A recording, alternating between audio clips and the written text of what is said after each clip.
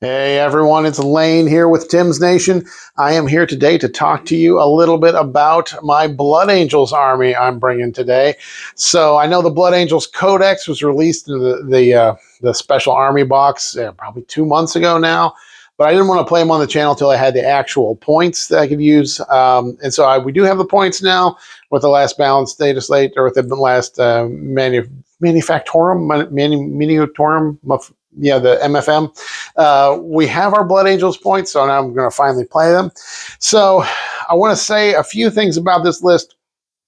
I don't think this is the most competitive Blood Angels list I could put together.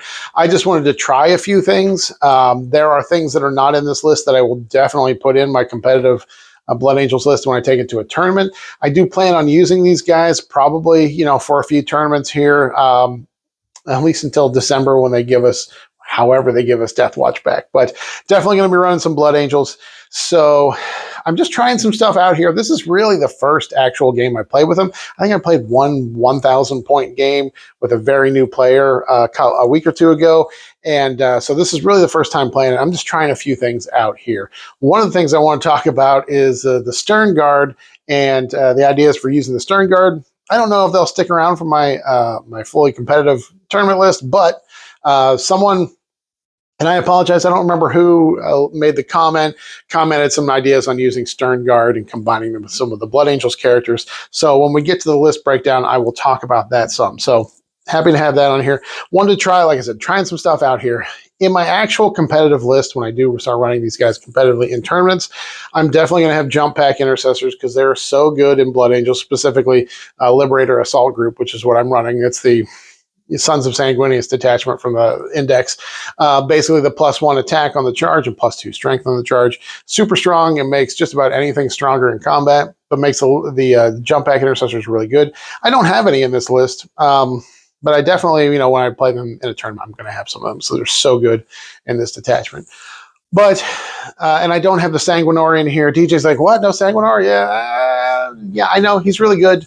I definitely will be playing with him some too, but this list, I just wanted to try a few things out. So let's get into the list. The few things I do want to discuss in here, some things I'm trying, some things I'm working together with here, but yeah, let's get into it. This is Blood Angels Liberator Assault Group Detachment. So first of all, this is 1,975 points. I am 25 points short of 2,000. Couldn't quite figure it out. I could have dropped an enhancement and taken like an Imperial Agent's, what's his name? Oh, no, I can't even think of it. The 40-point guy, the priest. I could have taken an Imperial Agent's priest for 40 points just to throw something on the table, but I wanted to try out all the enhancements, see how I liked him. So, yeah, so we're a few points short, but that's fine. The Liberator Assault Group is the Blood Angels detachment, of course, because they're Space Marines. They get Oath of Moment, but this detachment, as I mentioned, gives everything in the whole army +1 attack and +2 strength on the charge. So when they charge, they get a lot stronger.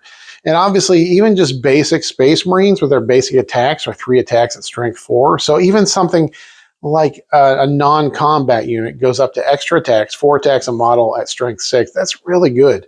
Even, something like Eradicators, they don't have really a close combat profile.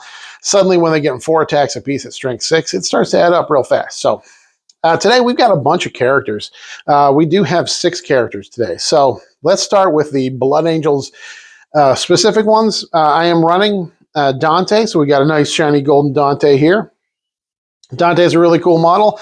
I wish he had big fake wings on him, but he's just got the little jump pack wings. I do have the newer model for this one. His abilities are pretty strong. He gives his unit +1 to advance and charge rolls, and whenever they fight in combat, they add 1 to the hit roll. So while he's leading, they get +1 to advance and charge, and +1 to the hit roll whenever they fight in. And each time the model in that unit makes an attack, add 1 to, it's like +1 to hit and shooting too. There's a couple Inferno pistols in this unit, so that's helpful too. So, and plus, at the start of the fight phase, every enemy unit within 6 inches of him has to take a battle shock test at -1 when they do. So definitely handy for stealing objectives, for secondaries, and for stopping my opponents from being able to use defensive strats when we're coming in there. So he's great for that. And of course, He's a Blood Angels character, so he hits pretty well. He does have his own kind of melt-a-pistol for this one shot, but for some reason sustained D3. So, man, hoping for a 6 on that one. And then his melee attack, of course, is bonkers. He gets 8 attacks, hitting on 2s, strength 8, AP 3, 2 damage. Again, we're in Liberator Assault Group. So when he charges, that's 9 attacks at strength 10, and for some reason has lethal hits on top of that. So he is quite the beast in combat as well. Next, we also have Lamarties. I'm not sure how to pronounce this. I took French in high school, and in French it would be pronounced Lemart, but everybody usually says Lamarties. So Lamarties can lead Death Company with Jump X. That's what he's doing today. Now his abilities are he gives the unit -1 damage whenever they're taking damage. They reduce the damage attack by 1, and gives his unit lethal hits. This is really good for Death Company because Death Company reroll all their wounds. Of course, because he is a Death Company and a Blood Angels character, he punches pretty well as well. He's got 5 attacks, hitting on 2s, strength 6, AP 2, 2 damage, also lethal hits. Next, we got a few more characters. I have a captain. The model is a captain with a shield and a sword, but I'm going to take the one with the power fist. Just so we can use the power fist. So he's a regular Space Marine captain. Obviously does the free strat for his unit, or reduces the CP cost by 1. And in addition to that, he once per game, he gets 3 extra attacks. So being that I'm taking him with a power fist, that means when he attacks, he normally gets 5 attacks with a power fist. With Blood Angels, when he charges, he'll have 6. Once per game, he'll have an extra 3, so he'll have 9. And I have given this captain the enhancement Rage-Fueled Warrior. All this is once per game, at the start of the fight phase, I can use this enhancement, and then he just gets sustained 3 for that fight phase. So 9 attacks with sustained 3. As long as I'm going into my Oath of Moment target, I'm going to be fishing for those 6s and hopefully get 15 to maybe 20 hits with a captain with a power fist. So yeah, he'll be leading Assault Intercessors. Just to give him a little bit of extra power by letting him do his wound rerolls. Next, we have a Gravis captain, captain in Gravis armor. He, again, reduces a CP or stratagem cost by 1 CP, and he halves damage on himself, but not anything for his unit. But the big deal is that he is going to be taking the enhancement Speed of the Primarch, which lets his unit fight first once per game. Of course, he's a Gravis captain, so he's going to be leading aggressors. So once per game, that unit will be able to fight first. Next, we have 2 characters that are going to be leading the Sternguard that are going to be working together. We have a lieutenant, and this lieutenant, lieutenant gives your unit lethal hits. It's going to be relevant because the Sternguard, between both their shooting and their fighting, get a lot of attacks. And he also allows his unit to shoot and charge when they fall back. So just giving them more utility in game there. Now, this lieutenant has a Vulcanite pistol. So the Vulcanite pistol is just 1 shot. It's strength 5, AP 0, 2 damage. However, it does have dev wounds. And I gave him the enhancement, the Gift of Foresight. And all this means is that once per battle round, after I make a hit roll, a wound roll, or a saving throw, I can change the result to a 6.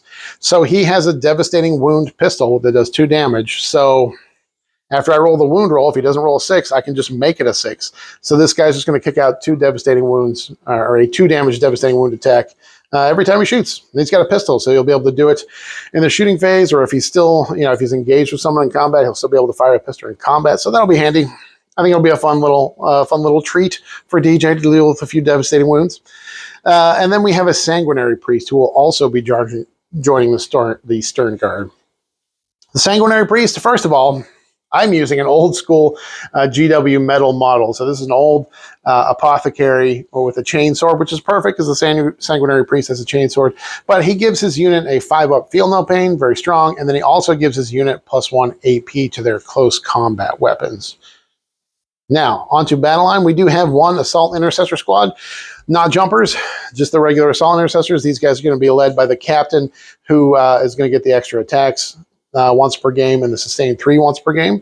And then Their ability, of course, is to reroll ones to wound, and if the target of their attacks is on an objective, they get the full wound reroll. And then we do have, for transports, we have an Impulsor. The captain and these assault intercessors are going to be riding around in the Impulsor. Next, we do have a 6-man aggressor squad. Aggressors always get +1 AP when they're shooting the nearest target, and these are the bolter and grenade launcher aggressors. They also have twin-linked power fists, so when they get those Blood Angel buffs and are up to 4 attacks at strength 10 with twin linked and the ability to use my Lance strat in the Liberator Assault group, man, they can really slap extra hard. And like I said, they'll be led by the captain, who has the enhancement that lets their unit fight first once per game. So obviously if DJ charges this unit, I'll be able to fight first. But also if he charges something near them, I can heroically intervene and then still fight first, which is a really powerful thing to have. Moving on, we do have one 10-man squad of Death Company with jump packs. So the Death Company with jump packs have a couple important rules here. First of all, they do have a 6-up Feel No Pain. So in addition to Lamarty's leading them and reducing damage by 1, they'll also have the Feel No Pain. They also have the ability to reroll their charge rolls, handy for getting them to close combat. And then they do have the good old Death Company Black Rage, which just means that when they are not near a chaplain, they're OC 0. However, Lamarty's is leading them, so he is a chaplain, so they don't have to worry about that. And they get to reroll their hit roll in combat whenever they're fighting. So this Death Company is toned down from the Death Company previously, the Index Death Company, in that there's not 10 Power Fists in here, not 10 Inferno Pistols. What we have here, and we kind of maxed it out, is we do have 2 Eviscerators, 3 Power Fists, 2 Inferno Pistols, and 2 Plasma Pistols. The rest are just Chainswords and Bolt Pistols. So we have a nice mix here, not as overtly powerful, but now that they have things like a Lance strat, they have the Advanced and Charge strat, they have a Fallback and Charge strat, they have a lot more flexibility. And they have that durability now, being able, that Lamarty's gives them. Next, we do have the Sanguinary Guard. This is my first time using Sanguinary Guard.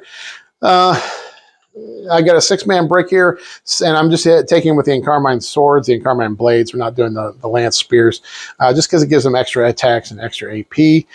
They are reasonably tough. They're only T4, but they do have 2-up armor and 4-up invulns with 3 wounds apiece. And they do have some defensive buffs. They are neg-1 to hit in combat, and when led by a character, they're neg-1 to wound in combat.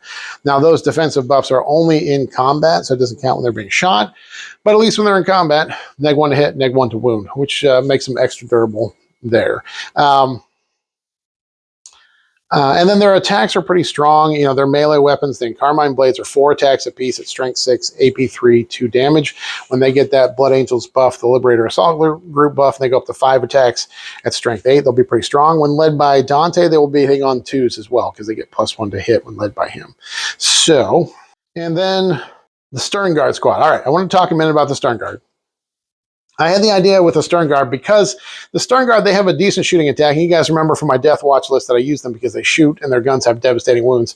Well, they still have devastating wounds. I don't have any way of really proccing the wound reroll. Naturally, they reroll wound rolls of 1 into the Oath of Moment target, which is nice, but not going to proc off a bunch of dev wounds.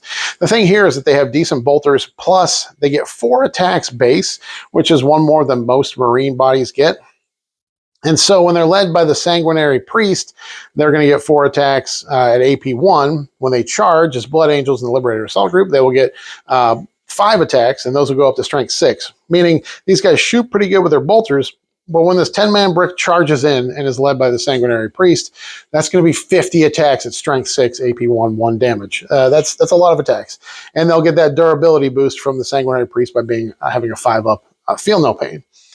Then I had the idea of taking these guys with the Sanguinary Priest, but then someone in our comments a month or 2 ago, and I apologize, I don't remember who it was, suggested the Lieutenant as well, because the Lieutenant and the Sanguinary Priest can both join a unit together, and Lieutenant gives this unit lethal hits. Now, obviously Lieutenant gives everybody lethal hits, but because each one of these guys gets 3 shots when they're in rapid fire range, their bolters are 2 shots plus 1 in rapid fire. That's 30 shots from the unit. Then we'll have lethal hits. And then when they fight in combat, again, 5 attacks apiece. So that's 50 attacks that will get lethal hits. Meaning just the volume of attacks they have between their shooting and their fighting is going to add up to a ton of lethal hits when led by the Lieutenant. And so I thought that was a great idea, so I'm going to try it out today. And then I had the little cherry on top. We're giving that lieutenant the enhancements, the gift of foresight that will allow him, as long as he hits with his Vulcanite pistol, he's going to do 2 dev wounds every time he shoots. So that'll be fun to see how this plays together.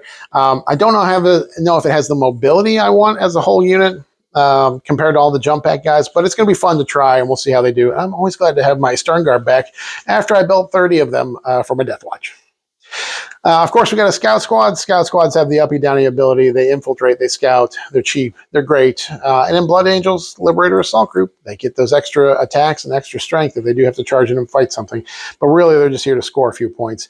And then finally, we do have a Land Raider Crusader. The idea is that the aggressors and the captain are going to be riding around in this. It is the Crusader, so he does have the bolters on the sides. I magnetized my Land Raider so I can swap him out. Yes, he's fully painted. Guys, listen, a couple weeks ago, somebody bullied me on this channel about my Land Raider not being fully painted. So the bullying was a success. Good job to whoever made those comments on the video, because I finished my Land Raider. He's done. All right, guys, that is the list. All right, so things to look out for today. The Death Company, I'm probably going to put into reserve so I can rapid ingress them. This is no secret tech, and most people who run super fast jump pack assault units, whether it be in in Blood Angels or Custodes, they rapid ingressing with a 12-inch move. Close combat unit is really strong. So I'm going to try to do that today, see how they play. I really want to get those Sanguinary Guard in. I'm a little nervous about them getting killed, because even though they do have certain defensive abilities, they are only T4 and only 3 wounds, and it's possible to get chewed through. So I'm a little worried about them. I really want to see the Aggressor Brick go out there. I have them led by a captain, so he can make the Lance Strat free. And with them re-rolling all their wound rolls, that's going to be so strong. And there'll be a huge defensive buff, making it very difficult to be charged because of the fight first that he has once per game. Other than that, the Sternguard, I want to have some fun with them. I want to see how many lethal hits they can get in one round between their shooting and their fighting. I think it'll add up quite a bit. And that little lieutenant, that cheeky lieutenant's going to be out there just taking 2 dev wounds off of whatever he can see within 12 inches every battle round. So that's the list, guys. Follow me over to the battle report. Let's see how my first run with the Blood Angels goes, and I'll catch you there.